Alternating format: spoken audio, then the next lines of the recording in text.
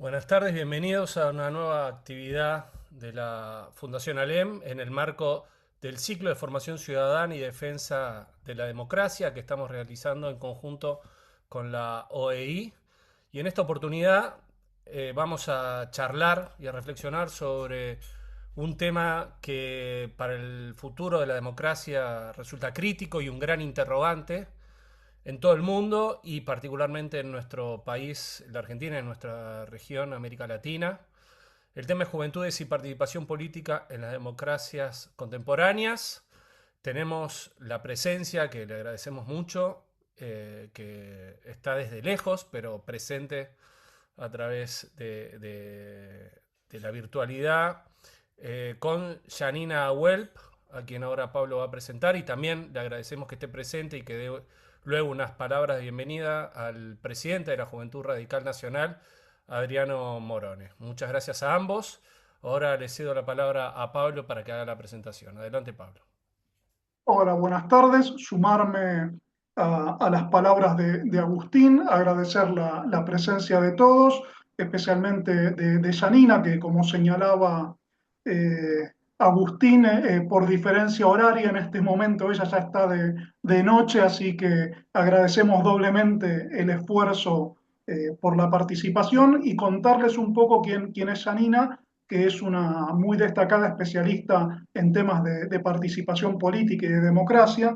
Janina es investigadora senior en el Albert Hirschman Center on Democracy del Graduate Institute de Ginebra.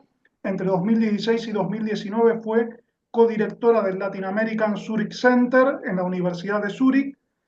Es doctora en Ciencias Políticas y Sociales por la Universidad Pompeu Fabra de Barcelona y también es licenciada en Ciencia Política y en Ciencias de la Comunicación Social por la Universidad de Buenos Aires. Es cofundadora de la Red de Politólogas y sus temas de investigación incluyen procesos de democratización y autocratización, con especial énfasis en la participación política. Y como recién señalaba Agustín, tratándose de una actividad que tiene que ver no solo con la participación política, sino con el rol de los jóvenes, con las juventudes en la participación política de las juventudes en las democracias contemporáneas, le vamos a pedir a Adriano Morone, que actualmente es el presidente de la Juventud Radical Nacional y que también generosamente aceptó participar en un contexto donde además por su doble rol de presidente de la Juventud Radical y diputado provincial, anda entre el presupuesto y las elecciones del Partido por la Renovación del Comité Nacional de la Juventud Radical, así que muy agradecidos también con Adriano por su participación. Y pedirle que por favor pronuncie unas palabras para la apertura del seminario. Bueno, muy buenas tardes a todos.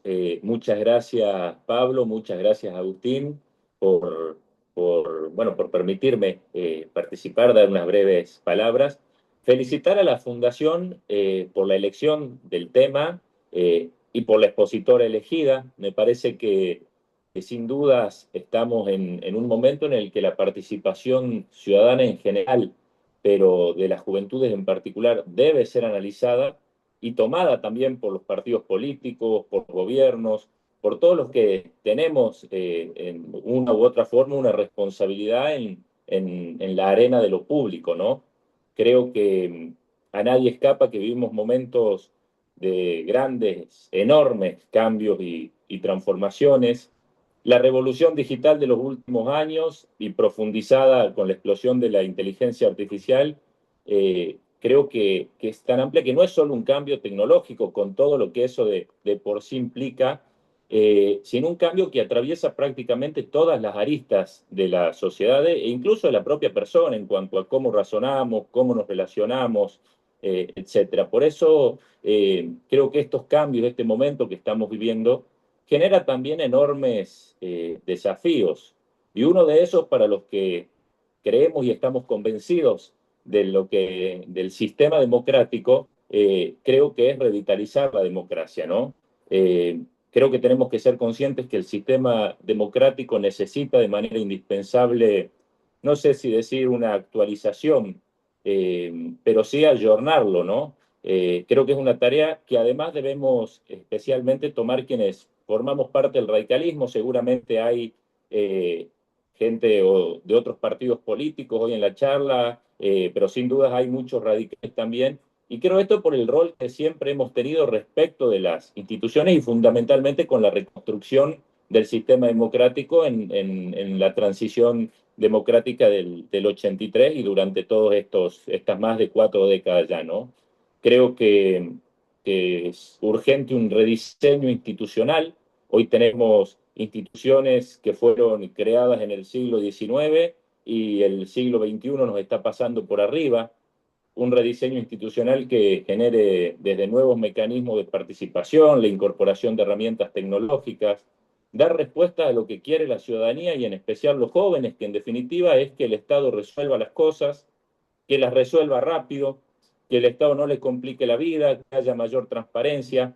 Así que creo que son temas que tenemos que tomar de forma urgente y bueno, me parece que nadie mejor que Janina para poder escucharla, así que solamente de mi parte eso, agradecer nuevamente a la Fundación y agradecerle mucho a Janina por darse un tiempo que la digitalización justamente nos permite, ¿no? Esta posibilidad de poder escucharla nosotros desde acá. Muchísimas gracias. Muchas gracias, Adriano. Y bueno, a continuación la escuchamos a Janina, que es para lo que vinimos. Pues muy bien, buenas tardes a todas y todos. Agradecida por la invitación, por este espacio que me parece que es muy necesario, que son muy productivos, esperemos que sea productivo para reflexionar sobre esta cuestión que, como se señalaba hace un momento, es tan candente. Yo no quiero empezar por hacer una aclaración, que es que no soy experta en juventud, sí vengo trabajando hace muchos años en participación y representación, y desde ese lado, sí, hace 3, 4 años, he desarrollado un proyecto de investigación que se centra en juventudes en ciudades europeas. Voy a contar un poquitito más sobre eso. Desde ese lugar es desde el que voy a plantear mi intervención, en la que quisiera escalar, por un lado, como una especie de marco más general de esta relación entre la representación y participación ciudadana. Hace un momento se mencionaba esta necesidad del rediseño institucional y yo quisiera incidir ahí.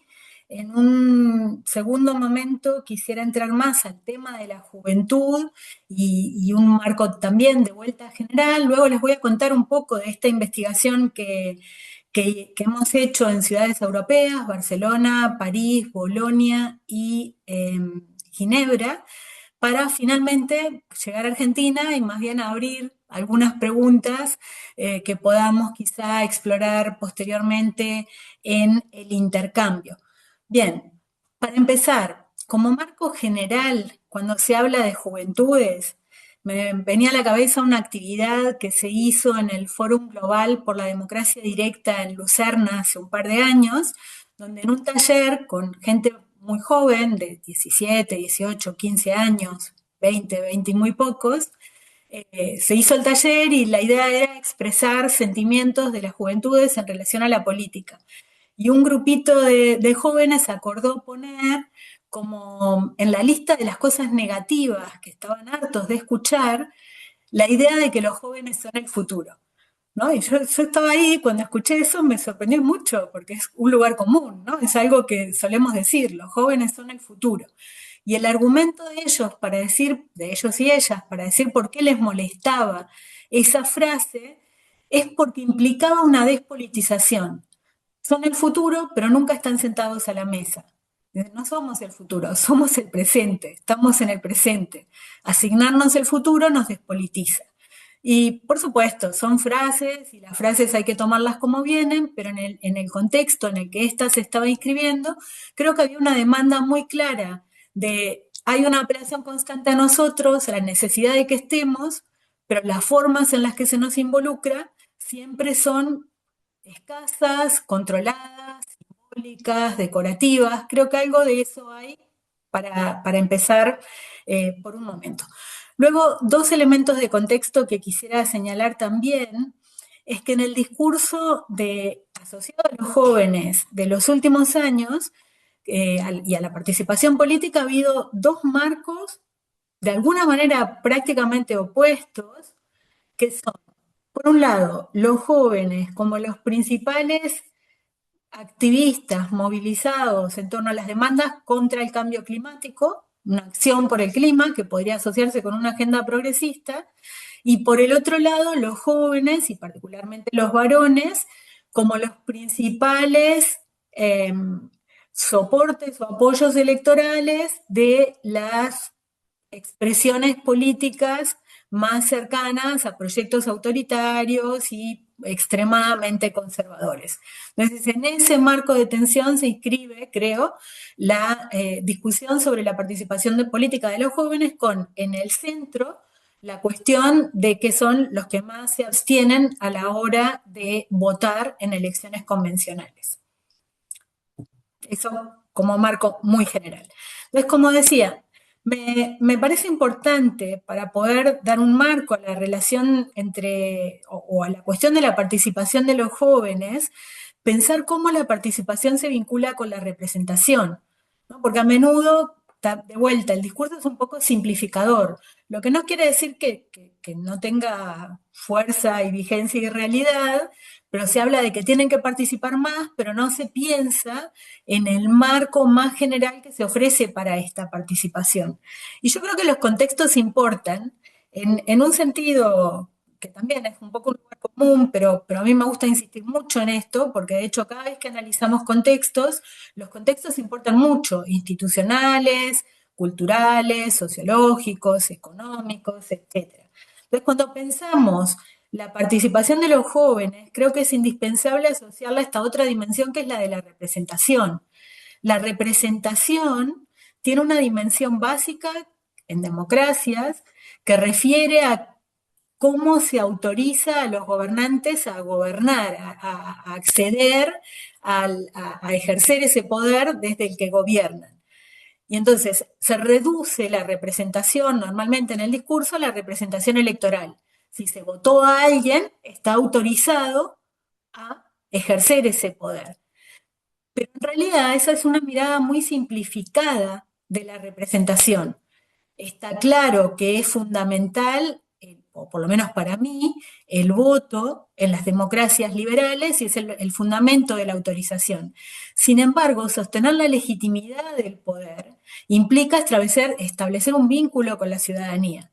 Y parte de la crisis de representación actual que vivimos es que ese vínculo está roto, ¿no? En esta conversación creo que Chile ha sido como un caso que lo muestra de una forma muy clara, ¿no? Para 2019, los partidos políticos, el Congreso, tenían un nivel de confianza en la ciudadanía que rondaba el 4, el 5%.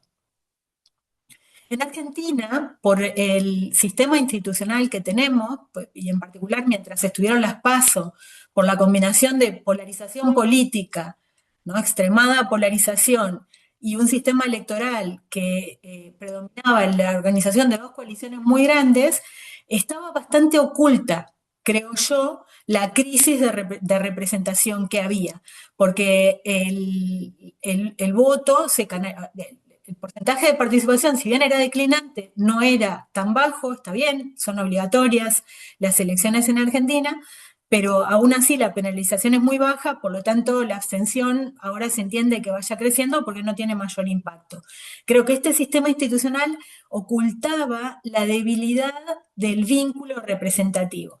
En este momento me encuentro tratando de elaborar sobre eso, pensando en los 40 años de democracia, y por presentar una propuesta de tipología basada en la literatura, que creo que puede servir para este diálogo, me planteo una forma de sostener el vínculo de la representación que podríamos llamar dialógico. O sea, el gobernante escucha, o los gobernantes escuchan, proponen, tratan de comunicar, pero también de escuchar. Y en este marco dialógico, los mecanismos de participación ciudadana pueden jugar un rol bastante importante. En Argentina, la Constitución del 94, pese a sus promesas de incorporar un marco de participación más amplio, lo cierto es que no lo hizo. Lo que tenemos regulado es la consulta popular, que solo pueden activar las autoridades, incluso es muy limitada.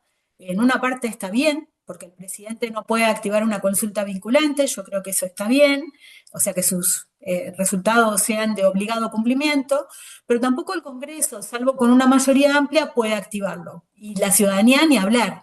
O sea, algo que en Uruguay es bastante frecuente y común, en Argentina no existe. Pero no solo eso. La iniciativa de agenda que permite presentar una propuesta de ley a partir de recoger firmas que después va a tratar el Parlamento, no ha funcionado en Argentina. Ha habido decenas de propuestas y nunca prosperan por trabas de todo tipo. ¿Qué es lo que quiero decir con esto? Que frente a esta idea de una representación dialógica que pueda complementarse con mecanismos de participación, en los mecanismos participativos en Argentina lo que hacen es reafirmar de alguna manera, reeditándolo, aquello que se ha estudiado a lo largo del tiempo en Argentina, que no sé, Botana llamó el orden conservador, que es el elitismo de la representación. Podemos hablar de elitismo de la representación en el sentido de los gobernantes prefieren gobernar sin incorporar las demandas de la ciudadanía, prefieren limitarse a pensar que porque fueron electos están autorizados y no tienen más que hacer lo que les parezca en la medida en que el sistema se los permita. En este sentido tenemos, por supuesto, un esquema más complejo, ¿no? Hablé de representación dialógica.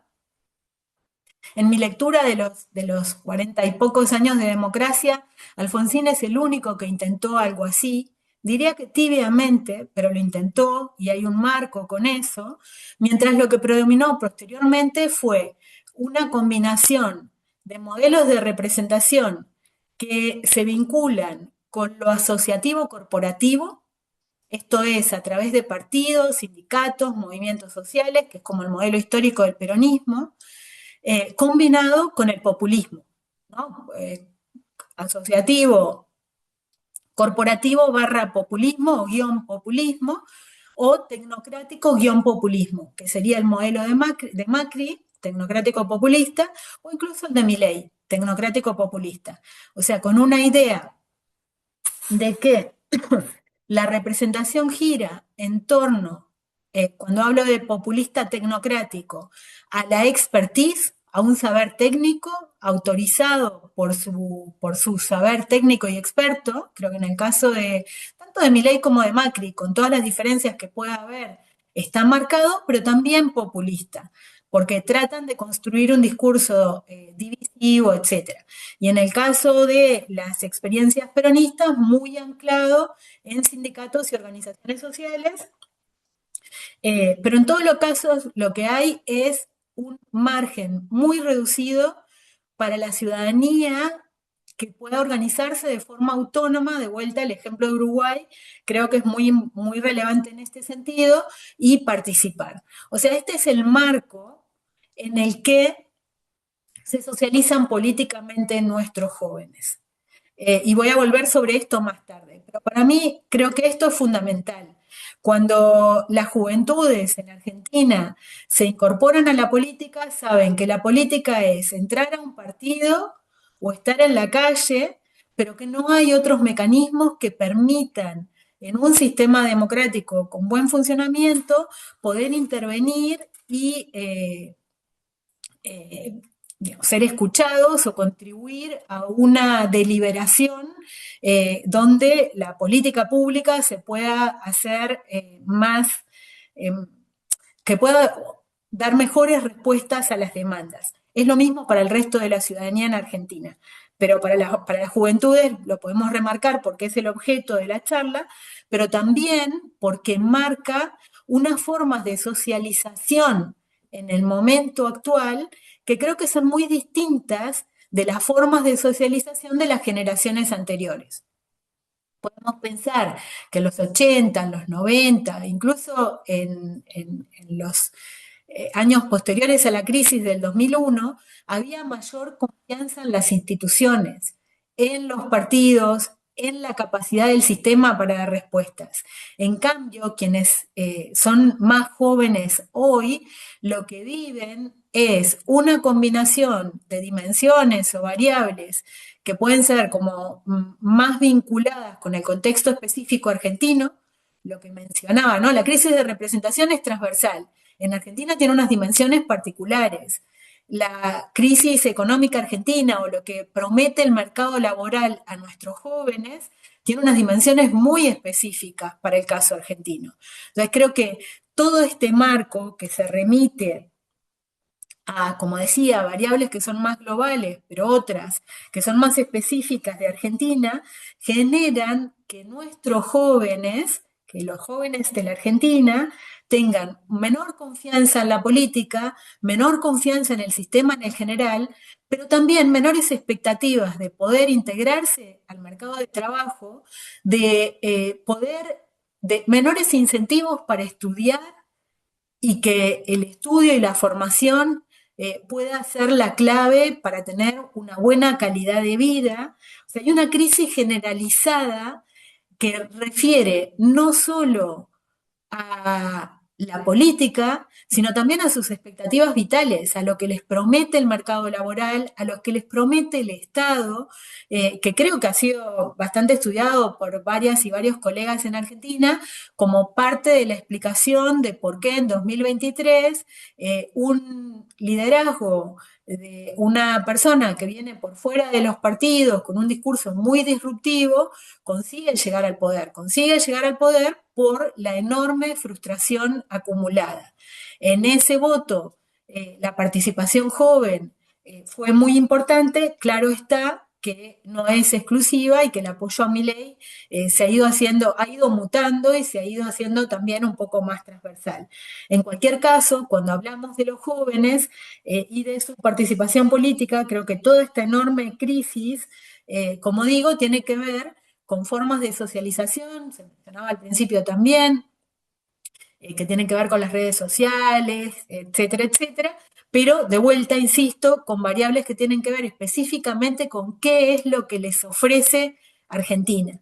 Y en ese sentido, quizá de alguna manera, frente a esta idea de que lo que ofrecía Argentina a los jóvenes era Ezeiza, el gobierno de Milei, nos guste más o menos, seguramente a los que estamos acá, ha ofrecido algún tipo de alternativa que podemos considerar más o menos viable, pero que fue otra cosa. Y creo que esa esperanza es la que hay que contemplar también a la hora de entender esa socialización, que como digo es muy compleja, porque muy compleja y diría también muy volátil.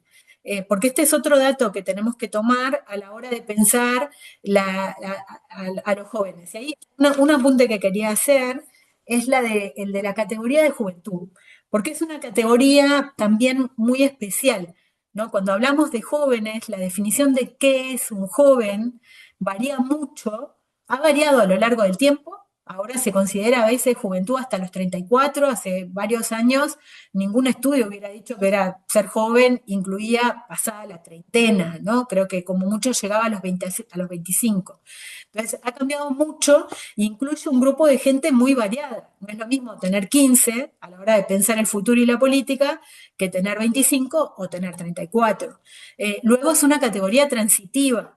Hay como unas demandas asociadas a las juventudes, pero ser joven no es como ser mujer o ser de izquierdas, que aunque se pueda cambiar, digo, en el momento en que se siente que puede ser para toda la vida, ¿no? En cambio, ser joven sabemos de movida que no es algo que permanezca. Y son variables que también intervienen a la hora de pensar, como decía, la participación política. Ahora, brevemente, me gustaría contarles un estudio que estamos haciendo, bueno, que ya tiene una primera fase completa y les voy a tratar de resumir brevemente en los próximos 5, 6, 7 minutos, que se centró en un grupo, en un colectivo específico que fue el de los jóvenes movilizados, los activistas contra el cambio climático en 4 ciudades europeas. decía Barcelona, París, Ginebra y Bolonia. En todos los casos hicimos etnografía y entrevistas y lo que tratamos de analizar fue qué percepción, qué estrategias de acción política desarrollaron esos jóvenes movilizados, o sea, estamos hablando de activistas de un colectivo específico, y cuál fue su vínculo con los gobiernos locales, o sea, cómo se desarrolla el vínculo. En todos los casos se desarrolló un mecanismo de participación ciudadana llamado Asambleas Ciudadanas Sorteadas, donde se integró la participación para elaborar medidas para combatir el cambio climático.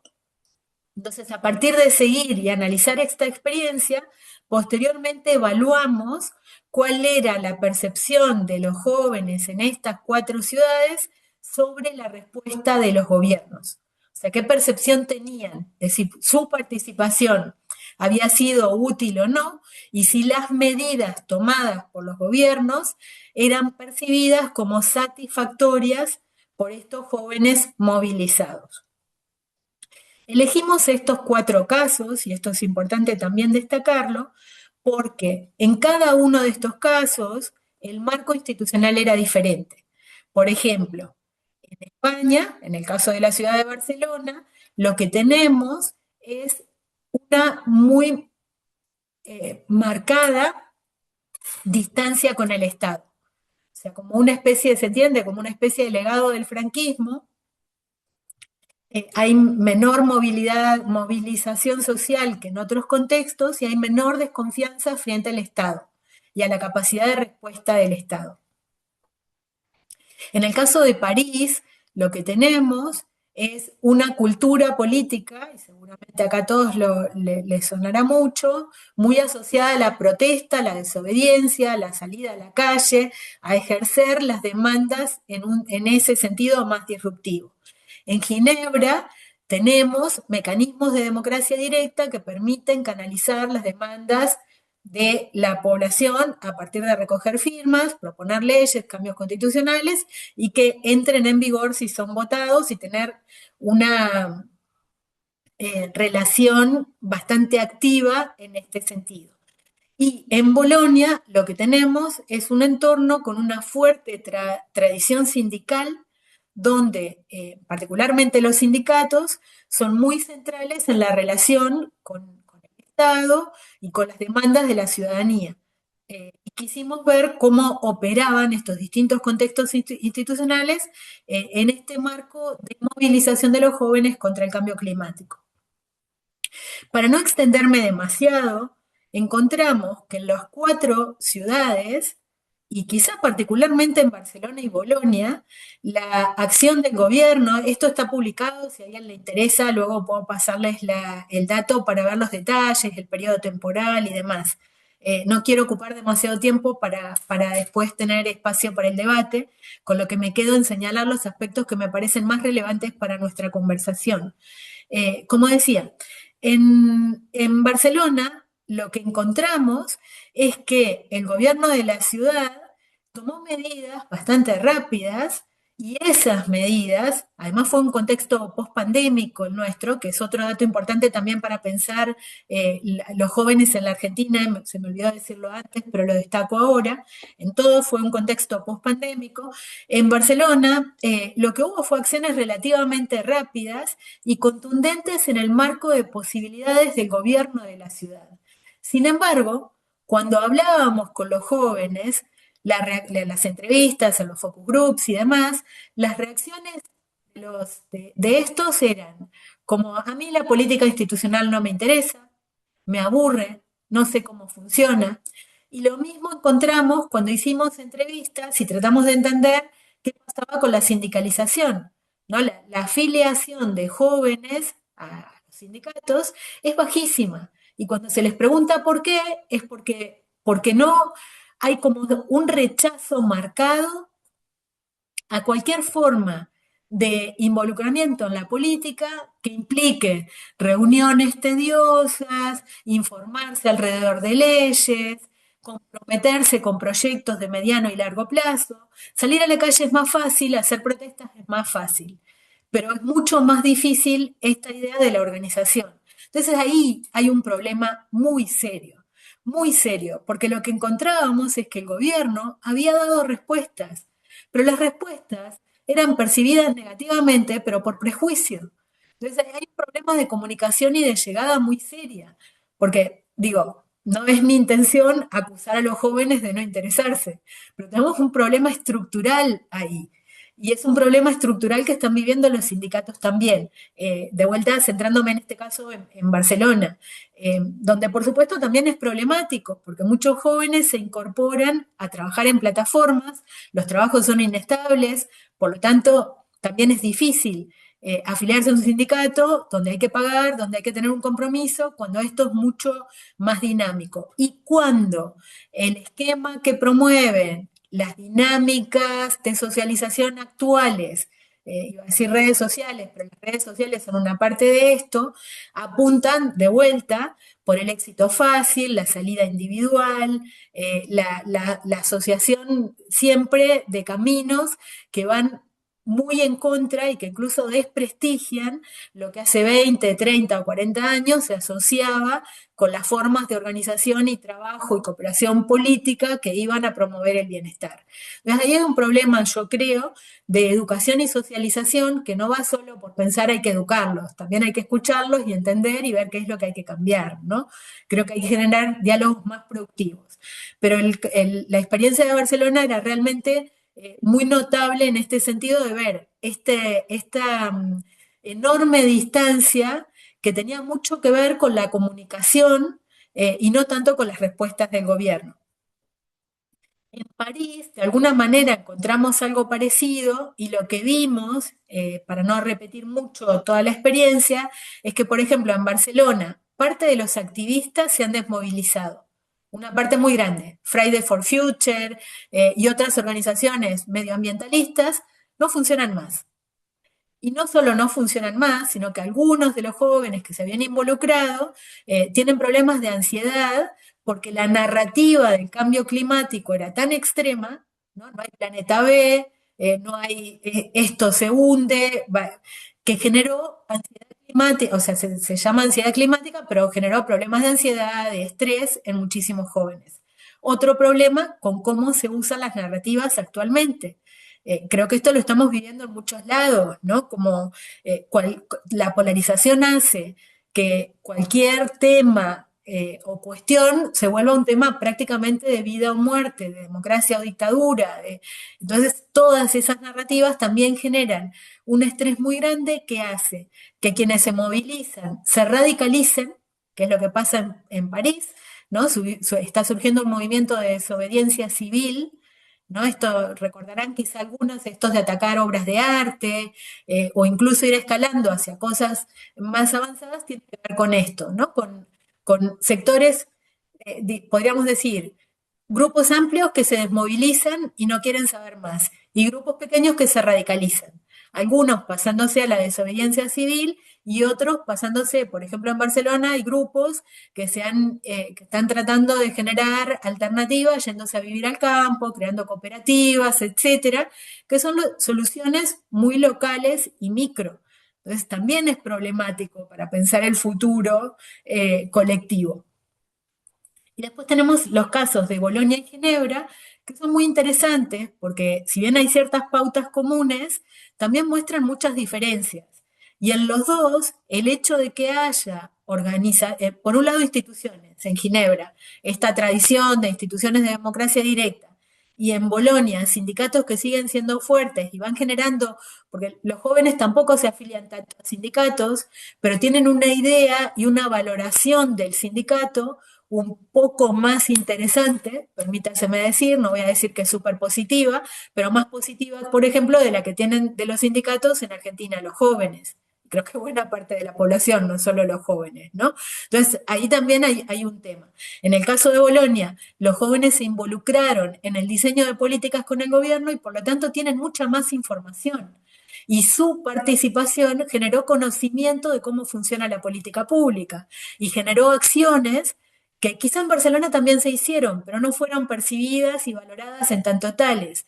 Mientras en Bolonia el proceso genera que estos jóvenes que se involucraron y se socializaron son nuevos activos para la renovación de la política. Mientras no hay renovación de la política, o es mucho más difícil la renovación de la política en otros entornos. Y en Suiza algo parecido a partir de los mecanismos de democracia directa. No hay una relación con el Estado, con el gobierno, con la política pública más cercana que los hace entender cómo funciona lo público y tratar de cambiarlo con una relación que no implica destruirlo. Entonces, yo creo que este tipo de trabajos dan unas cuantas pistas para ver dónde estamos ubicados. Con esto voy a ir cerrando. ¿Dónde estamos ubicados en Argentina? Y creo, no sé, me gustaría escucharlos también, eh, pero un poco la impresión que yo tengo es que estamos en un momento bastante crítico, porque tenemos los jóvenes como, primero, eran un sector que estaba particularmente desencantado con la política, que por lo menos alguna parte de esa juventud vivió una ilusión frente a una propuesta muy disruptiva, desde mi punto de vista, como la de Javier Milei, pero que también esa forma de integrarse y socializarse, creo que fue muy basada en discursos mediáticos de redes sociales, muy extremistas, que no genera una cultura cívica o un aprendizaje político que pueda ser muy productivo de cara al futuro. O por lo menos yo no lo veo así, ¿no? Digo, cuando veo la socialización en redes sociales, lo que hay es una extremada agresividad, una extremada volatilidad también, que creo que esto le puede jugar una mala pasada al gobierno, es otro tema, pero de la misma manera en que ciertos grupos de la juventud se volcaron masivamente a apoyarlo, creo que se pueden girar y dejar de apoyarlo, porque es muy volátil, no tiene raíces, no ha generado, me parece, una conciencia de qué implica la política en el sentido de construcción colectiva, de programa, de consenso, de etcétera, etcétera. Y por otro lado, las alternativas que más se visualizan son unos partidos políticos que se ven como arcaicos, que buena parte de la juventud no percibe como el camino o la solución, por no hablar de los sindicatos, que creo que directamente se asocian con corrupción. Cosa que también es problemática, porque ni todos los sindicatos son corruptos, ni porque algunos sean corruptos hay que descalificar el rol de los sindicatos. Entonces, mi percepción es que la situación actual es muy compleja y es compleja en todos los niveles, incluyendo también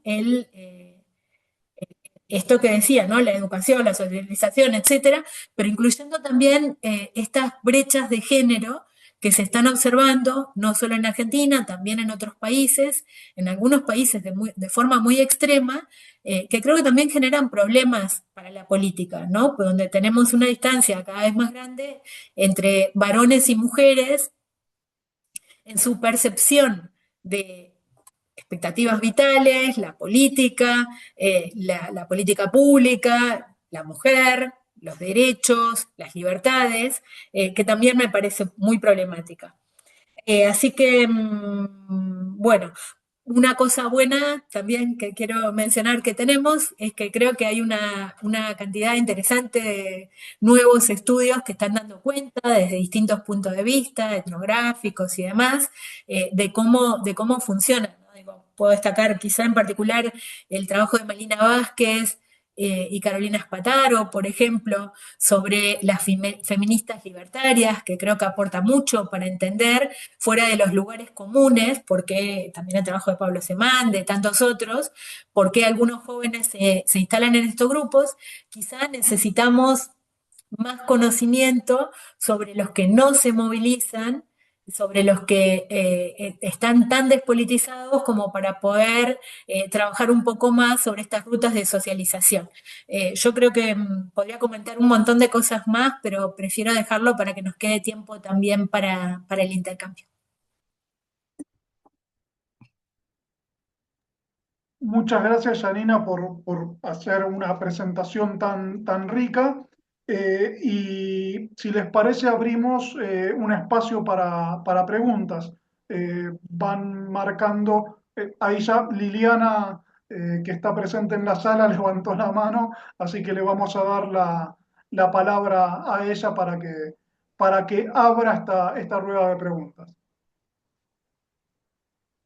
Bueno, en primer lugar, gracias por la presentación, que es un tema que necesitamos explorar. Yo sé muy poco de ese tema, pero el primer señalamiento que quería hacer, y es muy interesante, es que Janina presenta un enfoque que yo comparto y que me parece muy útil, porque no se puede pensar la participación sin pensar la representación. Esto es, cuáles son los nexos que pueden de algún modo ligar el interés público, la movilización o la participación con la política. Se llama elitismo a la chilena o a la nuestra. De hecho, ese puente está roto, los partidos son cáscara vacías. Todo ese tema nos trae la dificultad de pensar cómo se puede motivar la participación de los jóvenes.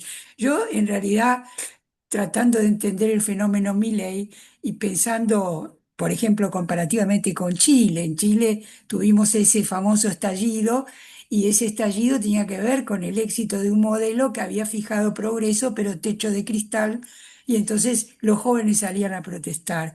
En Argentina vivimos en una playa de estacionamiento perpetua, digamos, para más de una generación. Entonces, romper todo y abrir la alternativa a un futuro podía convocar a los jóvenes sin destino, que no trabajan, no estudian, en fin, que están ahí sin futuro, o con futuro como pura amenaza.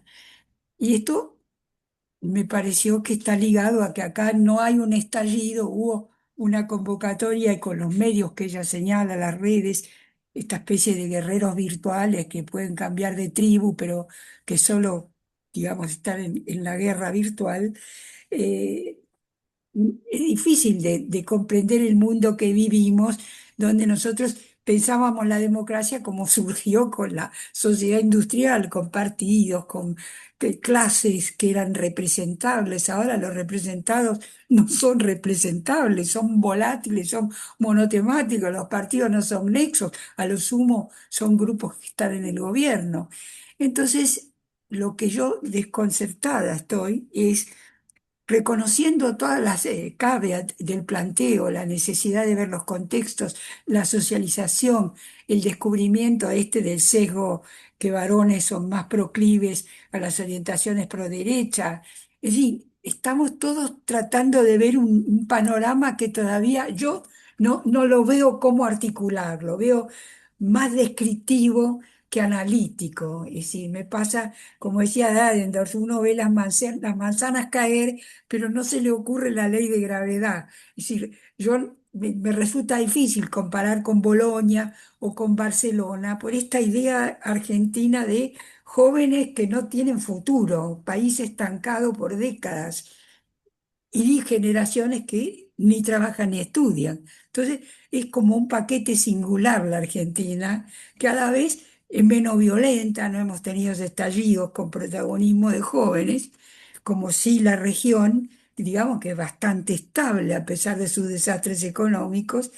Y yo, la última inquietud que tengo, pero no me queda claro, y lo planteo porque el caso argentino también nos está ocupando en esta presentación, es si este voto de la elección legislativa, que en fin es singular porque es legislativa, pero fue un plebiscito de algún modo, tiene un perfil más parecido a media y media alta, que son los votantes pro, y si Milei conserva esa transversalidad de pobres jóvenes que lo votan, o si ese electorado es más volátil. No sé si está o no está, pero esa es mi inquietud, entre otras. Y de nuevo agradezco la presentación y lo exhaustivo del planteo analítico que hace Janina. Gracias.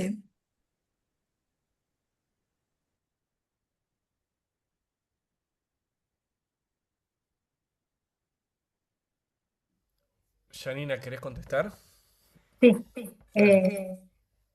Agradecida, Liliana, por tu presencia. Un gusto verte siempre y escucharte. Em,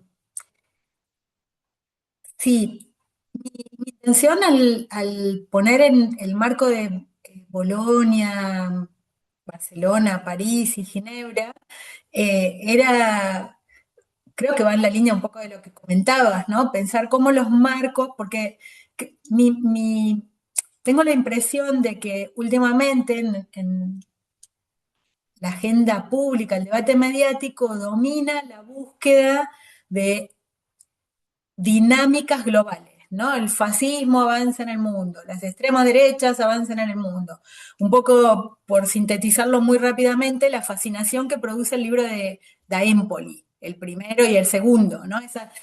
Yo lo leí, me parece muy interesante y muy atractivo, pero creo que es un macro relato que está armado en función de una idea que es muy aplastante, que quita el aire, que vende muy bien, porque no sé por qué fascina tanto la narrativa del desastre, del estrellato, nos vamos a morir todos, ¿no?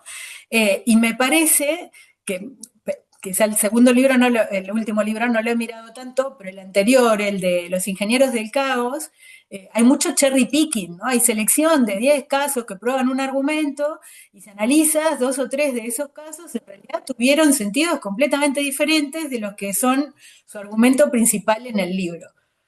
Que es que alguien se sienta a planear una estrategia de generación de caos informacional y consigue instalar un presidente. Y eso no es así. Puede pasar en algún contexto, pero se tienen que dar varias variables más para que ocurra, y las dimensiones institucionales, sociales, políticas, etcétera, etcétera, tienen mucho peso.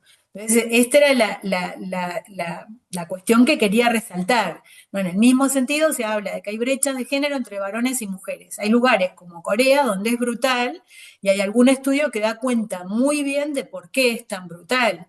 Y es brutal porque ha habido un proceso de socialización que empodera a las mujeres, pero deja sin lugar a los varones y hay un mercado laboral feroz que los descarta a todos.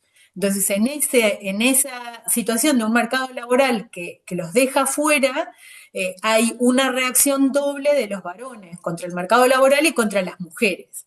Entonces, creo que ahí es donde hay que empezar a hilar fino. Es como las redes sociales, bien, en todas partes, o en la mayor parte de Occidente, los jóvenes tienen una relación muy intensa con los jóvenes y no solo los jóvenes, con las redes sociales, y eso afecta su socialización, etcétera, etcétera.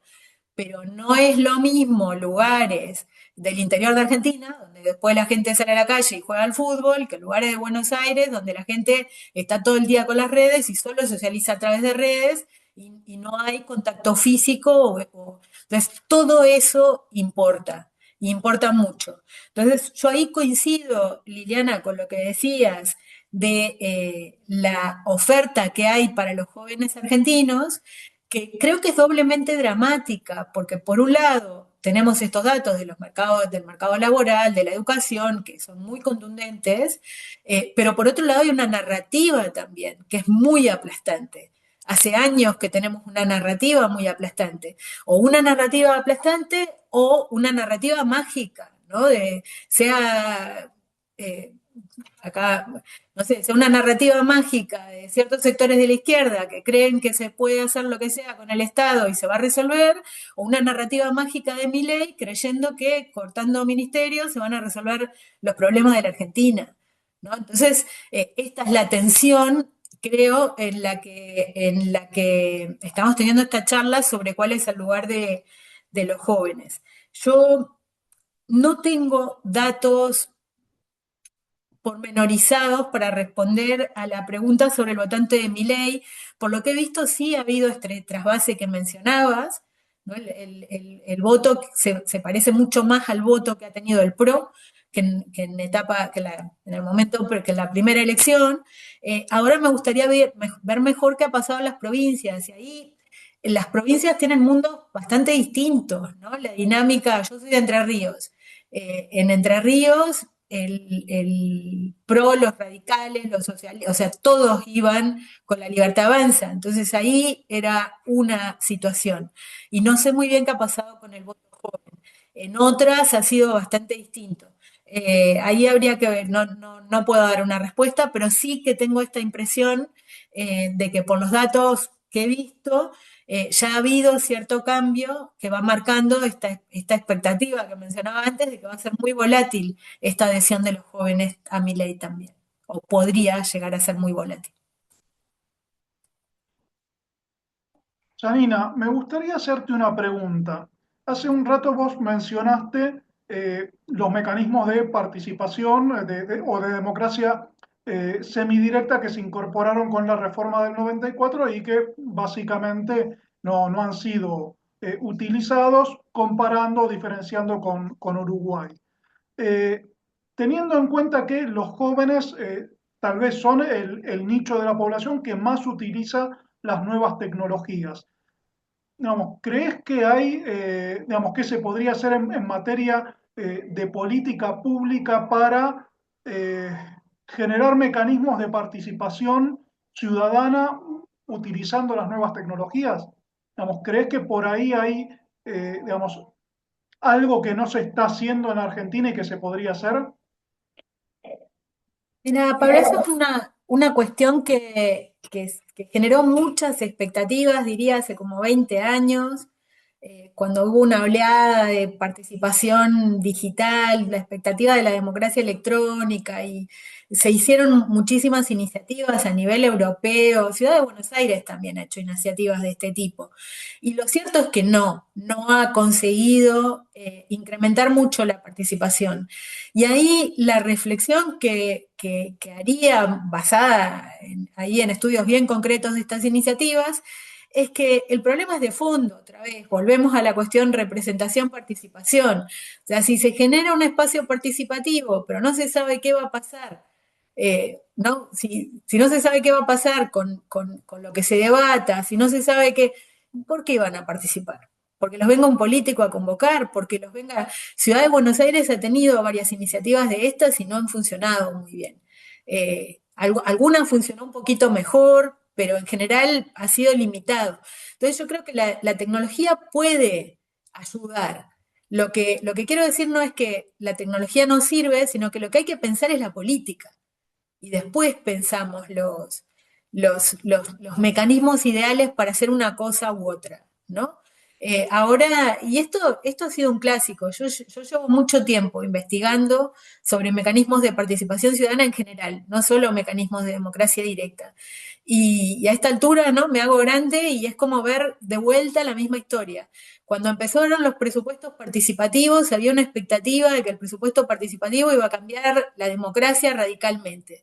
Y lo cierto es que un mecanismo limitado a debatir el presupuesto en una ciudad, en un espacio local, con un grupo de personas, no va a revolucionar la democracia porque por definición no lo va a hacer. Ahora, esto no quiere decir que no funcione. O sea, hay muchísimos lugares, y ahí me permito ser muy parroquial, por ejemplo en Gualeguaychú, donde el presupuesto participativo ha servido para que grupos de ciudadanas y ciudadanos consigan mejorar el espacio público, consigan puentes de comunicación con el gobierno local. Entonces funciona cuando se diseña bien y hay voluntad política de hacerlo funcionar. Ahora tenemos a nivel europeo una proliferación de asambleas ciudadanas sorteadas, porque yo puedo, no sé, especulo que en buena parte de los que están en la sala no conocen mucho, así que explico en unos poquitos minutos qué es una asamblea ciudadana sorteada. La idea de estas asambleas, de alguna manera, es materializar el ideal de los teóricos de la deliberación democrática. Esta idea de que la deliberación democrática se debe dar entre personas en igualdad de condiciones, con información suficiente y con inclusión de los distintos grupos de la ciudadanía. Entonces se generan asambleas haciendo como una especie de muestra sociodemográfica de la población, mitad mujeres y mitad varones, con grupos etarios, por estatus socioeconómico, por ejemplo. La idea es tener como una muestra de la composición sociodemográfica de la población en una asamblea de 100, 150, 200 personas. Se han hecho muchísimas y se generan debates muy interesantes, muy cuidados, muy... Pero claro, ¿qué pasa? Después las recomendaciones quedan en un cajón, porque estos grupos de debate se organizan como en reacción frente o en crítica al funcionamiento de los parlamentos. Pero los parlamentos siguen teniendo el poder de decidir las leyes, no la Asamblea Ciudadana Sorteada. Y a su vez, la Asamblea Ciudadana Sorteada no la eligió nadie. Entonces, no tienen autoridad para decidir y lo que recomiendan, si no está integrado al cuerpo legislativo, el cuerpo legislativo no lo va a tomar en cuenta. Es un poco un problema de refuerzo crónico, ¿no? El problema de la iniciativa de agenda en Argentina es tremendo, porque se han presentado decenas y mueren en un cajón. Y a nadie le importa, o sea, los políticos, y sí, alguna vez algún diputado o diputada decide apadrinar una iniciativa y éstas prosperan, pero no es el mecanismo institucional. Entonces, creo que las nuevas tecnologías hay que tenerlas en cuenta y hay que pensarlas, pero si no hay una respuesta política de calado, es más de lo mismo, no va a dar una solución al problema. Muchas gracias. Ahí justo en el chat, Carmen está preguntando dónde se puede acceder a la investigación a la que hacías referencia sobre el final de la charla. Sí, ahí veo una mano levantada de Nora mientras busco el... Ok, vamos con Nora. Sí, hola, buenas tardes, muchas gracias. Quería más que nada hacer una pregunta a Janina en esta problemática de cómo redirigir a los jóvenes a este nuevo paradigma, porque entendiendo que están sumergidos en un paradigma o modelo más tecnológico, considerando a la juventud que tiene un rango que ha sido, digamos, separado o no ha vivido, mejor dicho, lo que han sido los procesos más importantes como la democracia en Argentina. Y entonces, entendiendo que esa juventud solo está condicionada desde esta realidad, que sería una realidad tecnológica, donde inclusive lo que se está poniendo en primer lugar es incluso la revolución que está haciendo la IA, ¿no es cierto? Esta inteligencia brillante. La pregunta sería, ¿no sería de alguna forma volver, rescatarlos, pero poder dirigirlos para que ellos puedan descubrir este valor que está en este camino de política que de alguna forma ellos ya desconocen y cómo poder acompañarlos para que ellos puedan entender que hay un valor que represente sus derechos, que represente un camino y que represente un futuro, porque si nosotros no se lo podemos comunicar, entonces ellos solo están dentro de este mismo conductismo operante que es esta realidad y no conocen más nada. Eso es lo que quería preguntar. Sí, sí, esta es como la pregunta del millón, ¿no? Cómo, al final, en un punto es cómo resolver la cuestión del individualismo extremo al que se tiende. Y, y claro, cualquier cosa que diga es como una especie de verdad de perogrullo, ¿no? Porque me parece que esto se hace localmente. Hay que ir como a los espacios más reducidos. Y ahí tenemos como un gran problema, porque la escuela es un ámbito de socialización política, de organización, ¿no? En las escuelas donde se eligen delegados o funciona. El problema es que en Argentina hemos llegado a tener tales niveles de polarización que las experiencias educativas de este tipo han quedado también pegadas a determinados proyectos políticos. Pero creo que la escuela es una forma de empezar con hecho así llanamente, ¿no? Que los estudiantes desde edades, no sé, desde edades relativamente tempranas puedan discutir cuáles son sus problemas, escuchar, organizarse, entender qué ventajas trae la organización. Porque esa es la cuestión, o sea, hay como una narrativa del descrédito total de las actuales, de los partidos políticos y de los sindicatos, y es como, llamale como quiera, pero sin organización social es muy difícil articular para poder conseguir respuesta a las demandas o para resolver esas demandas. Entonces creo que la reflexión va un poco para ahí, ¿no? Como al final del día es como fortalecer el tejido asociativo. Y en ese sentido, claro, deberíamos estudiar más qué es lo que está pasando específicamente con los jóvenes. Pero mi impresión es que en Argentina en general no vemos una situación tan dramática de ruptura del tejido asociativo.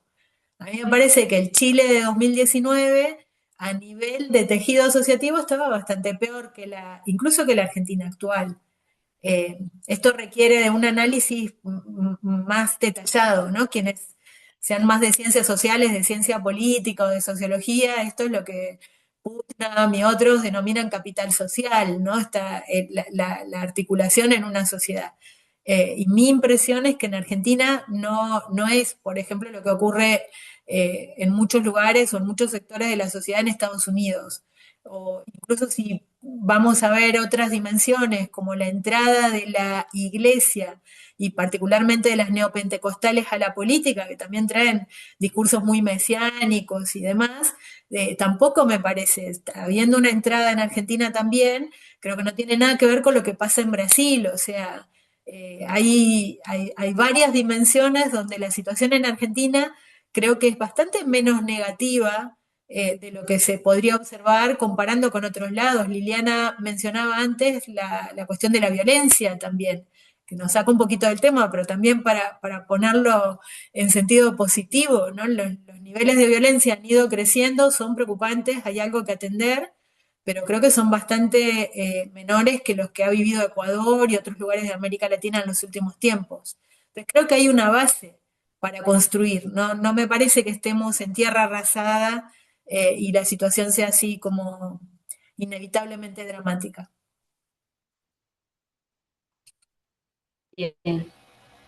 Bien, muchísimas gracias. Entonces, esto más que nada sería una convocatoria para que el cambio sea emergente desde la escuela, como muy bien lo dijiste, desde edades tempranas y tal vez volver a estos modelos de antes que desde la escuela se hablaba, se debatía y se daba los lineamientos o los marcos teóricos para que los mismos alumnos, los mismos jóvenes empiecen a ser de alguna forma nutridos o a ser formados en ese pensamiento, en esa visión. Me encantó esa visión. Muchísimas gracias, Janina.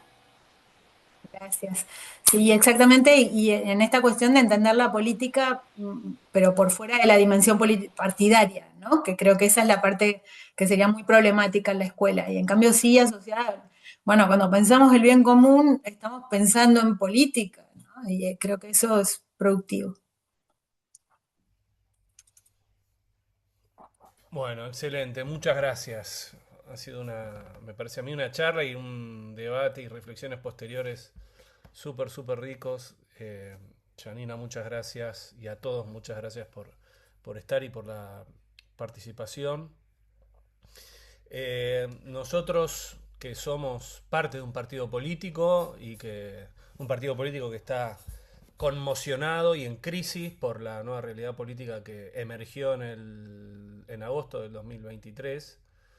Es increíble cómo 420.000 votos de diferencia significaron un cambio tan abrupto, ¿no? No estaba escrito en piedra que iba a ganar Milei, tampoco era inesperado, pero tiene mucho de esa imagen de la pelota de tenis que va para un lado o para el otro, ¿no? En una semana que, si no sé si recuerdan, había sido bastante catastrófica, con casos de inseguridad, con muchas peleas, inclusive ese domingo fue al interior de la coalición fue bastante escandaloso, con acusaciones cruzadas sobre todo por el voto el voto electrónico en la Ciudad de Buenos Aires. Bueno, no importa. La cuestión es que estamos conmocionados y tenemos una gran tarea y muy difícil tarea por delante, que es tratar de volver a representar a grupos y a esperanzas que son muy difíciles de representar y muy difíciles de identificar, pero es la tarea que nos toca, es el deber de un partido político y de quienes estamos en la militancia política. Así que este tipo de charlas nos sirven muchísimo para tratar de crear algo que ayude a que en la Argentina pueda venir un futuro un poco más esperanzador y un futuro aparte mucho más inclusivo y con posibilidad de progreso para todos. Así que en esa tarea estamos, así que muchísimas gracias, Janina, y muchas gracias a todos por la participación. Gracias a todos, gusto compartir la Muchas charla. gracias. Nos vemos en la próxima. Excelente charla.